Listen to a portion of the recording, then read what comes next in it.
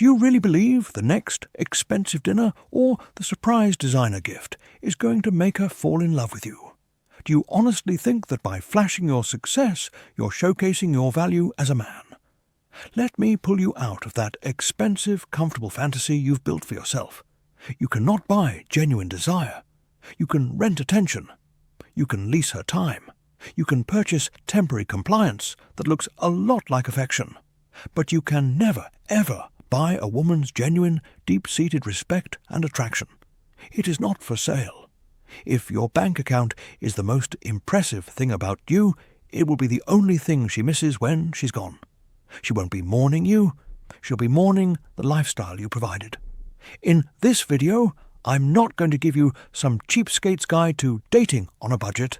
I'm going to arm you with the 7 definitive, non-negotiable signs that you have ceased to be a potential partner in her eyes and have been relegated to the role of a human ATM.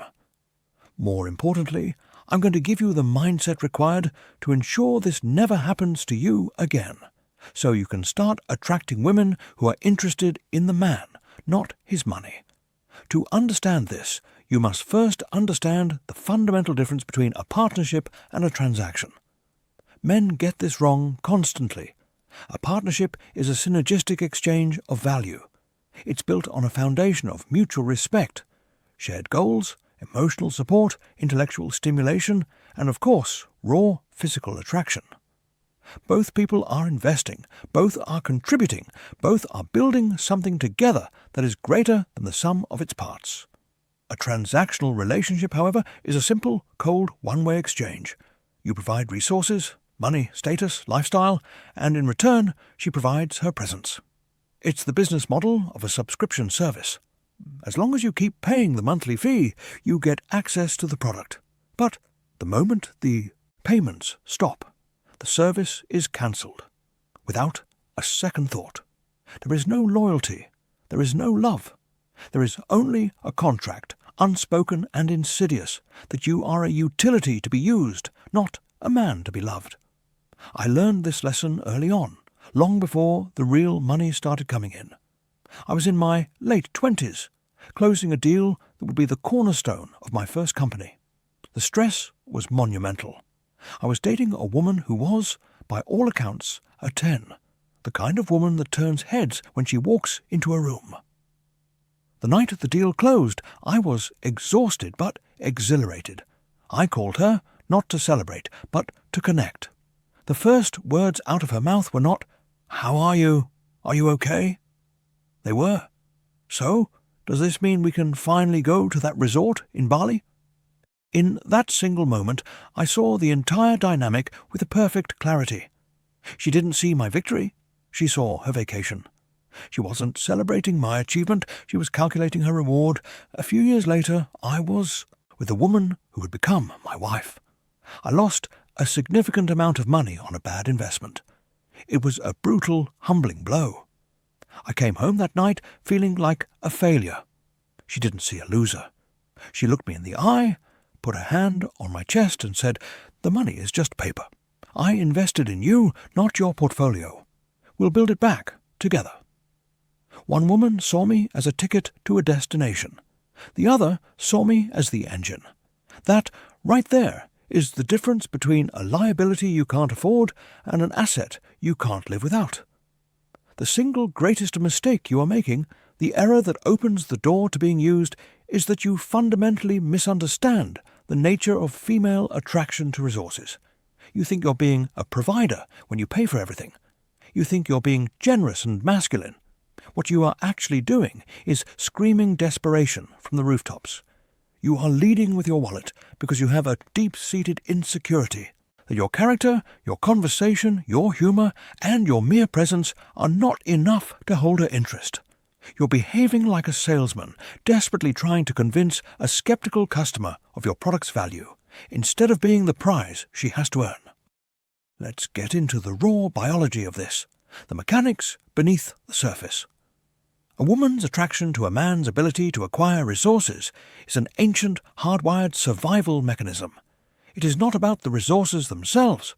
It is about the traits that the acquisition of those resources implies. It signals competence, intelligence, discipline, ambition, and an ability to navigate the world and impose one's will upon it. These are the markers of a high-value man. When a man achieves success and then shares the fruits of that success within the context of a committed partnership, it is profoundly attractive. But when you, the man, short-circuit this entire process by simply handing over the resources as an opening move, as a bribe for attention or affection, you communicate the exact opposite. You are not demonstrating competence. You are demonstrating a lack of options. You are signaling that you believe money is your primary sexual characteristic. Attraction is not a conscious choice. It is an involuntary emotional response. And a woman's gut-level response to a man who tries to buy her interest is at best contempt, and at worst pity. A king does not bribe his subjects for their loyalty. He commands it by virtue of who he is. He is the throne. We all know the guy. He's a nice guy. He's a gentleman. He picks her up for the date in his new car. He takes her to a restaurant he can't really afford. He insists on paying for everything. He listens intently as she talks about herself for 2 hours. He buys her friends a round of drinks. He sends her an Uber home. He texts her the next day, "I had an amazing time." And he is met with silence. Or worse, the dreaded, "You're so sweet." He thinks he's checking all the boxes of chivalry, but what he's actually doing is conducting a business interview for the position of her benefactor. He's not a potential lover. He's a potential sponsor. He's the guy she calls when she's bored, or when her car breaks down, or when the man she's actually attracted to, or the one who challenges her and doesn't pander to her every whim, is busy. He is a utility, a resource to be managed, and he is so desperate for her approval that he willingly pays for the privilege of being used, all the while telling himself he's one of the good ones. The solution to this is not to become a miser, counting every penny and refusing to ever buy a woman a drink. That is the reaction of a man who is still controlled by money, just from the opposite pole of fear. The solution is a fundamental identity shift. Stop trying to use your money to appear attractive. Start the work of becoming an attractive man, a man whose value is so self-evident in his presence, his purpose, and his principles, that his financial status becomes a secondary, almost incidental detail. It is about transforming yourself into the prize. To do that, you must first learn to recognize the game. You must become a master at identifying the signs that you are being played. These aren't just red flags. These are your diagnostic tools. And the first sign is that the conversation always, somehow, leads back to cost. Watch for this. You could be discussing art, and she'll mention how much she'd love to own a piece from a particular gallery. You could be talking about travel, and the conversation isn't about the culture or the experience, but about the 5-star hotels and the first-class flights. Her energy, her excitement, her engagement in the conversation will visibly spike when the topic turns to something with a price tag attached. It's a subtle form of probing, a way of testing the waters of your financial depth. A woman who is genuinely interested in you is interested in your mind, your passions, your stories. A woman who is interested in your wallet is interested in your purchasing power. A few years ago, I went on a date with a woman, purely as a social experiment. I deliberately guided the conversation towards my passions that cost nothing: hiking, reading philosophy, long-distance running. Her eyes glazed over. She was bored, distracted, constantly checking her phone. Then I casually mentioned a recent business trip to Zurich and a watch I'd considered buying. Her posture changed. She leaned in. She started asking questions. Her entire being lit up. The test was complete. Your practical application is this. On your next date, make it a point to talk only about things that bring you joy but have no monetary value. Talk about your favorite childhood memory, a book that changed your perspective, a personal challenge you overcame. Watch her energy. Does it match yours? Or does she look like she's waiting for you to change the subject to something she can find on a menu? Her level of engagement will tell you everything you need to know about what she's truly shopping for. The second sign is that her affection is conditional. It's a switch that gets flipped based on your spending. After you buy her that expensive dinner or that gift she's been hinting at, she's suddenly the most loving, attentive, and physically affectionate woman in the world. She's touching you, complimenting you, laughing at all your jokes. But in the weeks or days when you haven't made a significant purchase, she becomes distant, cold, and irritable. The texts become shorter. The calls go unanswered. The physical intimacy evaporates. This is not a mood swing. This is a behavioral tactic. It's a form of positive and negative reinforcement, like training an animal. She is subconsciously, or in many cases consciously, teaching you that her affection is a reward for your financial output. True. Affection, the affection of a partner, is a constant. It's present on the days you're celebrating a win, and it's even more present on the days you're dealing with a loss. It's a baseline of warmth and support that doesn't fluctuate with your credit card statements. I had a friend who was head over heels for a woman who had mastered this. He would describe their amazing weekends after he'd taken her on a shopping spree, and then spend the next 2 weeks complaining about how distant she was. He couldn't see the pattern. He thought he had to win her back each time, and his only tool for winning was spending. He was trapped in a cycle of paying for affection that would expire the moment the transaction was complete. Your test is simple. The next time she hints at wanting something or suggests an expensive outing, say no, not aggressively, not defensively, but calmly and firmly. Suggest a free alternative, like a walk in the park or cooking dinner together at home. Then observe. Does she pout? Does she become cold? Does she cancel? A partner will be excited about spending time with you, regardless of the venue. A transaction-oriented woman will see your refusal not as a change of plans, but as a breach of contract. The third sign is that she has a constant stream of expensive problems that only you can solve. This is one of the most insidious and manipulative tactics in the user's playbook.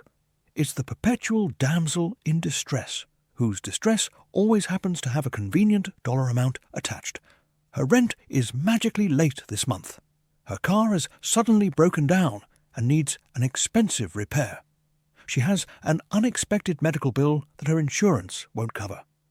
These crises appear with astonishing regularity, and you're always cast in the role of the White Knight, the only one who can ride in and save the day with your checkbook. A genuine partner faces crises, yes, but she sees them as our problem to solve together. Or she takes pride in solving them herself. A financial user sees her problems as your responsibility to pay for. She isn't looking for a partner to help her strategize. She's looking for a sponsor to cover the bill. She leverages your masculine instinct to protect and provide, twisting it into an obligation to finance her life. I once mentored a young entrepreneur who was dating a woman like this. In 6 months, he had paid for her emergency dental surgery, a security deposit on a new apartment after she had a fight with her roommate, and 2 sets of new tires for her car. He was proud of being her rock. I told him to offer non-financial help next time.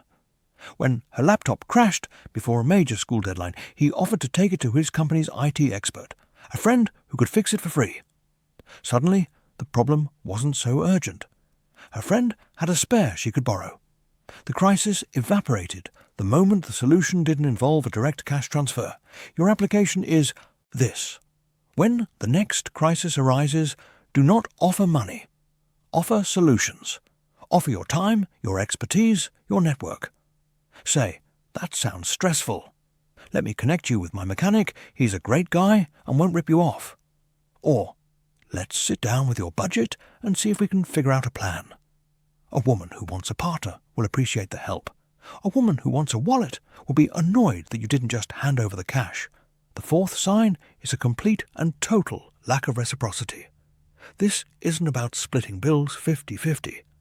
A man in his masculine energy should want to lead and provide. This is about the gesture. It's about the spirit of investment. A woman who sees you as a partner will find ways to contribute, to show that she is also investing in the relationship, regardless of her financial situation. She'll insist on buying the coffee. She'll pack a lunch for your picnic in the park. she'll spend an afternoon cooking your favorite meal. These acts are symbolic. They communicate, I am also a giver. I am also thinking of you. I am also putting energy into this relationship. A woman who sees you as a wallet operates on a one-way street mentality. The flow of resources is exclusively from you to her. She will never offer to pay for anything, no matter how small. The thought won't even cross her mind, because in her worldview, that is your job. She is the prize, and your spending is the cost of admission to her presence. My wife, even in our earliest days of dating, when my financial success far outstripped hers, would always find ways to reciprocate. She'd buy tickets to a small concert she knew I'd love. She'd leave a six-pack of my favourite craft beer in my fridge. It was never about the monetary value. It was about the signal it sent. I am your partner, not your dependent. Pay attention to this. Over the course of a month, does she make a single gesture of financial or effort-based contribution? Does she ever say, don't worry about this? 1. It's my treat. If the answer is no, you are not dating a partner. You are funding a dependent. The 5th sign is that your friends and family see it, even if you don't. When you're infatuated with a woman, you are in a biochemical fog. Oxytocin and dopamine are powerful drugs, and they can blind you to realities that are painfully obvious to an outside observer. Your closest friends, your siblings, your parents, they are not under this chemical influence. They see the dynamic with cold, sober clarity. If the people who have known you the longest, who have your best interests at heart, are quietly, or not so quietly, raising concerns, you need to listen. Men often dismiss this as jealousy or overprotectiveness. They just don't know her like I do, they say. The truth is, they know you, and they see a woman who doesn't seem to value you for the reasons they do. They see her eyes light up when you talk about your bonus, but not when you tell a joke. They see her entitled expectation for you to pay for her and her entire group of friends. They see the transactional nature of the relationship long before you do. I once had to sit down with one of my best friends and have a brutally honest conversation.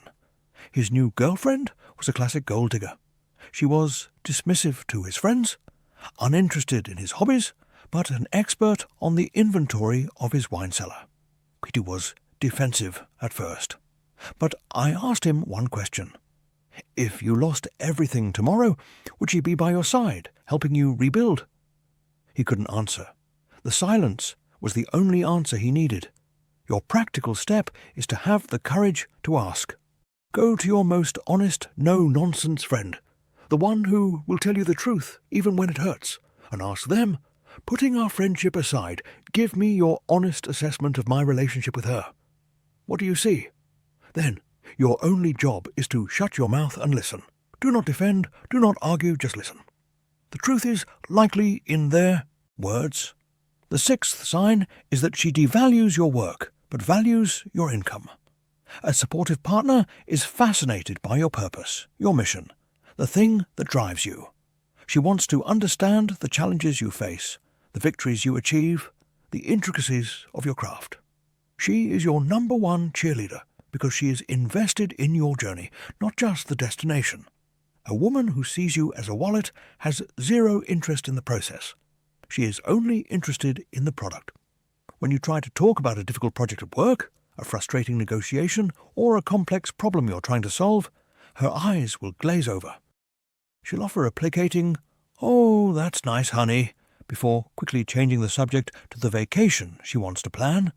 But the moment you mention a commission check, a promotion, or a successful investment, she becomes laser-focused. Suddenly, she is full of questions, not about how you did it, but about how much it was and what you're going to do with it. She sees your work not as an expression of your purpose, but as the tedious but necessary activity that funds her lifestyle. I dated a woman who perfectly embodied this. I would come home, energized by a complex deal I was structuring, and try to share the details with her. She would literally yawn. But if I mentioned that the deal would finance the new car I was buying, she would spend the next hour on her iPad, configuring the interior leather options. She didn't care about the engine, only the passenger seat. Ask yourself this. Does your woman engage with the story of your ambition? Does she celebrate the grind with you, or only the trophy at the end? Talk to her about a struggle you're facing in your career. A true partner will lean in, offer support, and be a sounding board. A financial user will tune out, waiting for the conversation to return to something she can spend. The seventh and final sign is that the future she describes with you is all about a lifestyle, not a life. When a woman who genuinely loves and respects you talks about the future, she talks about shared experiences, values, and building a life together. She talks about raising children with your integrity, facing challenges as a team, laughing together when you're old and grey. Her vision of the future is centered on the emotional and spiritual connection of the partnership. A woman who sees you as a wallet paints a very different picture of the future. Her future is a collage of material possessions and Instagrammable moments. It's about the big house in the right neighbourhood, the European vacations, the designer clothes for the children, the charity galas to attend. She doesn't talk about building a life. She talks about acquiring a lifestyle. You are not the co-author of this future. You are simply the bank that will finance it. Her fantasy is not about being with you. It's about what being with you can provide for her. When my wife and I first started talking about our future, the conversations were about the kind of legacy we wanted to leave, the values we wanted to instill in our kids, and how we would support each other's personal growth. The house and the nice vacations were assumed byproducts of our shared mission, not the mission itself. Your final test is to ask her this direct question. 10 years from now, if all the money and success were gone, what would a perfect day together look like? If she can't answer that question, if she can't describe the simple, non-material joys of a life with you, it is because she has never once considered it. She isn't in love with you, the man. She's in love with a projection, a financial plan, and you are just a line item on her budget. If you ignore these signs, if you continue to fund your own delusion, I can tell you exactly what your future looks like. In 10 years, you'll be sitting in a large, empty house that you paid for, next to a woman who feels more like a resentful business partner than a lover. You will have provided everything she ever asked for, but you will have earned none of her respect. You will feel a profound, soul-crushing loneliness, the unique emptiness that comes from being constantly surrounded by someone who doesn't actually see you. You will become bitter, resentful of the trap you willingly walked into, and you will live with the agonizing regret of knowing that you financed your own heartbreak, one expensive dinner, one luxury gift at a time. You will be a king in a kingdom of one, with a queen who is only loyal to the treasury. But if you make a different choice today, if you decide that your value is non-negotiable and your self-respect is not for sale, your future will be unrecognizable. You will build a life of authentic connection. You will attract a woman who challenges you, who is captivated by your ambition, who is turned on by your character. A woman who wants to be your partner in building an empire, not just a resident in the castle. You will experience the immense power of a true alliance, where your success is her victory and her support is your most valuable asset. You will wake up every morning next to your best friend, your most passionate lover, and your most loyal soldier. This is a life of true wealth, a wealth that can't be measured on a bank statement. It is the freedom of being wanted for who you are, not for what you have. That is the life that is waiting for you, if you have the courage to demand it. So let me summarize this in terms you will not forget. Stop chasing butterflies. Build a magnificent garden, and the butterflies will come. Your mission, your purpose, your unshakable character. That is your garden. Your standards, your boundaries, your refusal to be used, that is the fence that protects it. A woman who is with you for your money is a weed, and a man who allows it is a fool who lets the weeds choke out the flowers. Your resources are a tool to build your legacy and protect your tribe, not to bribe a stranger for temporary affection. This is not a game. This is your one and only life. Do not be the man who buys the illusion of love because he is terrified he cannot earn the real thing. The price of that illusion is your dignity, your spirit, and your self-respect. And that is a price no man, no matter how wealthy, can ever afford to pay. I have given you the map. It is your job to walk the path. I want every man watching this who is ready to make a change to go to the comments right now and write this declaration. My value is not my wallet. No discussion, no questions. Just that statement. A commitment to yourself that you are the prize. If you are serious about this journey, about becoming a man of substance who commands respect and attracts genuine desire, then subscribe to this channel. The truths you will find here are not always comfortable, but they are absolutely necessary for your growth.